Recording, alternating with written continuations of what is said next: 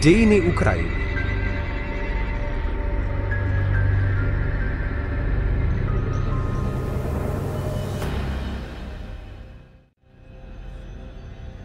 V 9. storočí severní Slovania, obyvatelia Novgorodu a priľahlých území dlho bojovali s Varangmi. Letopisec Nestor medzi nimi rozlišoval Švédov, Normanov, Gótov a tiež tých, ktorých nazývali Rusini. Potom, čo si Varangovia podmanili niektoré slovanské kmene, ustanovili svoju vládu, spravovali ich spravodlivo a vyberali miernu daň. Ďalej Nestor píše, že v lete roku 862 Slovania vyhnali Varangov za more. Odmietli im platiť daň a začali vládnuť sami. Čoskoro však medzi nimi vypukli spory, rod povstal proti rodu, začali sa vnútorné konflikty a vojny. Keď si s týmito problémami nevedeli poradiť sami, pozvali si vládcov od svojich bývalých nepriateľov. Podľa letopisu prišli na slovanské územie traja bratia z varangských kniežat so svojimi družinami.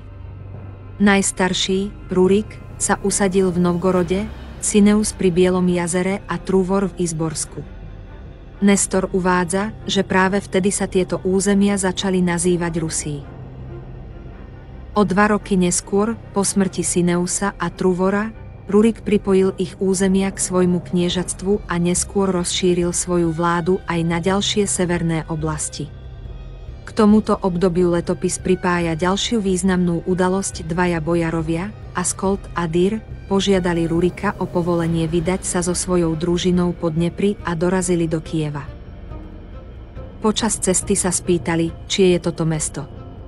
Bolo im odpovedané, že ho založili traja bratia Kij, Šček a Choriu a ich sestra Libit, ktorí už dávno zomreli.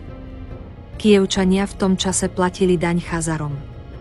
Askold a Dir sa rozhodli zostať a ujali sa vlády nad polianskými územiami.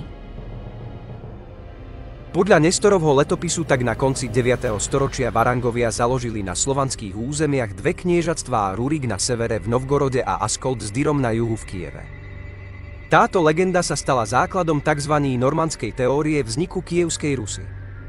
Ukrajinskí historici Mikola Kostomarov a Majchajlo Hruševský však, aj keď uznávali vplyv Varangov na život slovanských kmeňov, spochybňovali myšlienku, že práve oni boli hlavným činiteľom vzniku staroruského štátu. Hruševský poznamenal, zaujímavé je, že zatiaľ čo Kyjev bol plný Varangov, členovia kniežacej dynastie nosili slovanské mená ako Sviatoslav, Jaropolk, Volodymyr. Podľa ukrajinských vedcov pochádza slovo Rus z názvu rieky Roz v strednej Ukrajine. Pôvodne sa tento názov vzťahoval iba na Kyjevskú oblasť, neskôr sa rozšíril na všetky staroukrajinské územia. Napriek tomu v časoch Rurika a Oleka zohrávali Varangovia dôležitú úlohu vo vojenských aj štátnych záležitostiach.